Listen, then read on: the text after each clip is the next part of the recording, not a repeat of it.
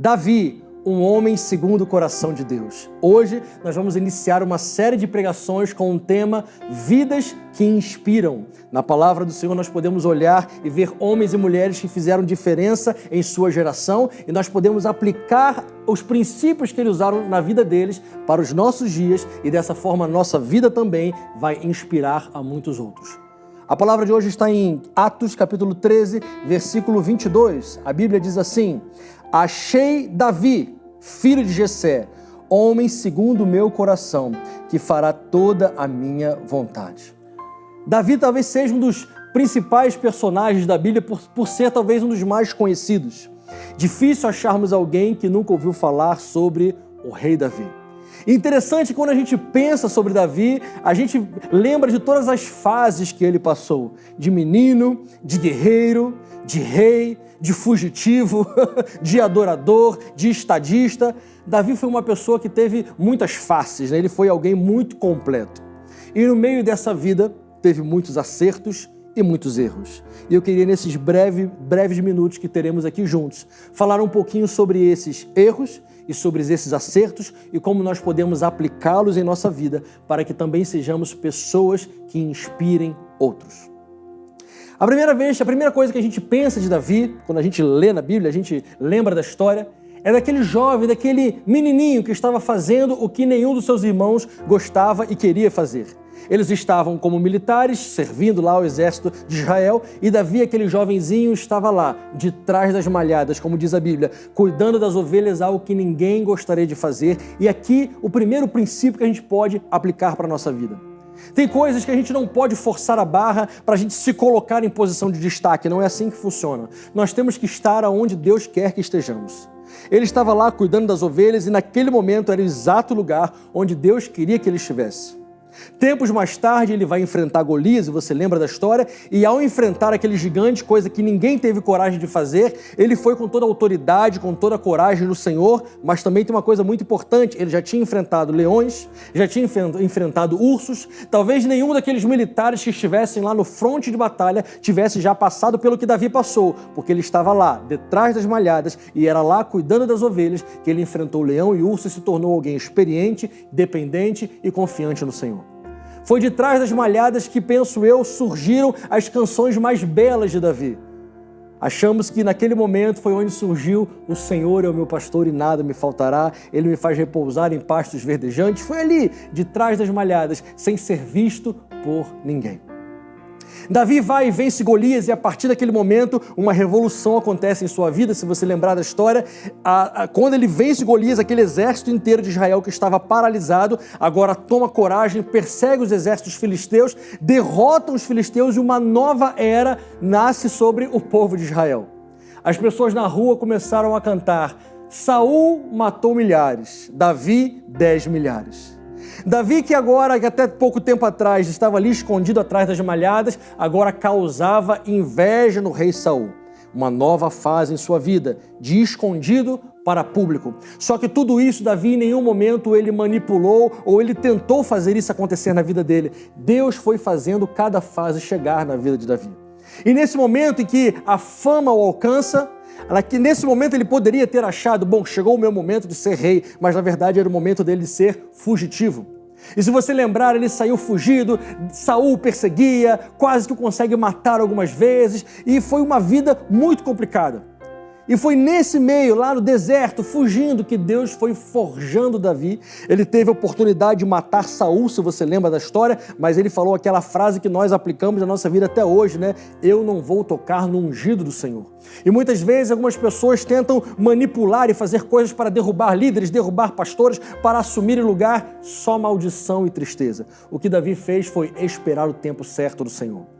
Se você lembra do restante da história, Saul morre em batalha, chega a vez então de Davi assumir o trono. E ele o faz com muita leveza de coração, ele o faz de maneira, tendo a sensação que estava no momento certo, o povo de Israel todo o apoia e ele se torna o maior rei que já houve em Israel.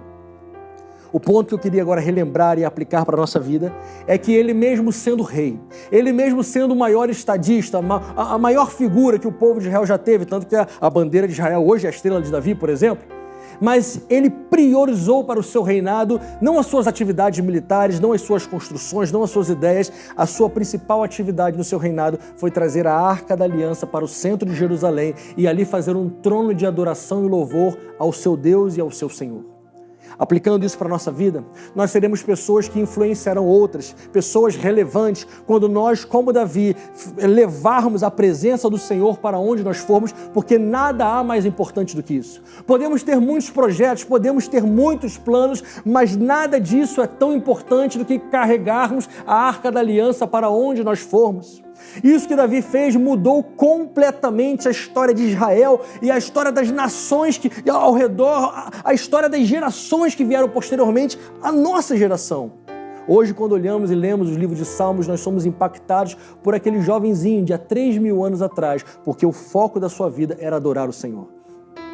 Mas também, nem tudo são flores. Se você lembrar do restante da vida de Davi, talvez muito ocupado com as suas muitas tarefas como rei, ele não foi o melhor dos pais. Talvez tenha sido até um dos piores pais que a Bíblia mostra. Primeiro que ele escolheu ter 8 mulheres. É claro que isso já é uma dor de cabeça muito grande. São 8 cartões de crédito para pagar, 8 sogras, imagina, né? Eu amo minha sogra, brincadeira. Mas você imagina toda a dificuldade que ele teve, porque os seus filhos, que eram meios irmãos, começavam a brigar entre si, um abusou da outra, e Davi não tomou uma postura, então o outro irmão foi e matou o outro, foi uma confusão danada.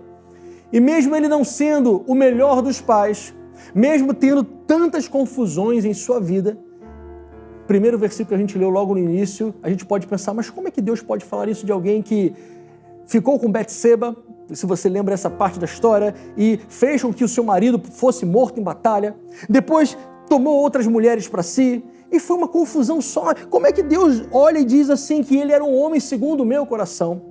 Porque se você reparar, a resposta está aqui no finalzinho desse versículo. Achei um homem segundo o meu coração que fará toda a minha vontade. Davi era alguém que errava como eu e você, ele não era perfeito. Aliás, Davi estava muito longe de ser alguém perfeito. Mas Davi era alguém que fazia toda a vontade do Senhor.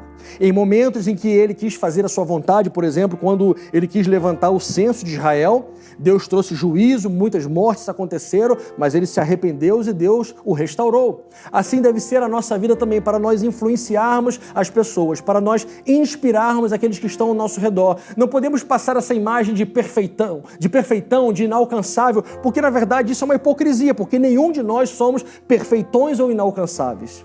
Nós precisamos ser como Davi, homens e mulheres que façam tudo o que o coração de Deus quer que façamos. Homens e mulheres que possam ouvir de Deus: achei o Cláudio, achei o João, achei a Maria, achei o Antônio. Homens e mulheres que farão tudo o que está em meu coração. Se você decidir ser essa pessoa, então você vai influenciar muitas pessoas por onde você passar. Não tente ser o inalcançável, seja humano, seja você. Mas decida como Davi, esperar o tempo de Deus para apresentar-se para aquilo que Deus quer usar você. Não force a barra, espere o tempo de Deus. Assim como Davi ficou atrás das malhadas, esperando o tempo, espere o seu tempo também. Quando chegar a sua fase de estar ali em evidência, não queira apressar as coisas, não queira derrubar outros líderes para você estar à frente. Não é assim que funciona, porque se assim você fizer, lembre-se, você estará debaixo de maldição e não de bênção. Assim como Davi, espere o tempo certo acontecer, e quando você estiver ali no centro da vontade de Deus, fazendo aquilo que Ele mandou você fazer, e talvez muitas pessoas ao seu redor, lembre-se, nada de trazer glória para você, faça como Davi, traga glória exclusivamente para Deus, traga a Arca da Aliança, a presença de Deus para o centro da sua vida. E por último, quando você pecar, quando você errar, como Davi fez, como eu faço, como todos nós fazemos, lembre-se de arrepender-se, de confessar os seus pecados. Lembre-se do Salmo 51, que é um dos salmos mais belos da Bíblia, de confissão de pecados. Lembre que como Davi se arrependia, e era por isso que Deus dizia que ele era um homem segundo o seu coração. Porque mesmo sendo pecador e falho, ele amava Deus sobre todas as coisas, e quando ele tinha que se arrepender, ele se arrependia com todo o seu coração. Não era remorso, era um verdadeiro arrependimento. Davi foi alguém que inspirou a sua geração, inspirou milhares e milhões de pessoas. Eu creio que é isso que Deus também quer para a nossa vida. Que Deus te abençoe.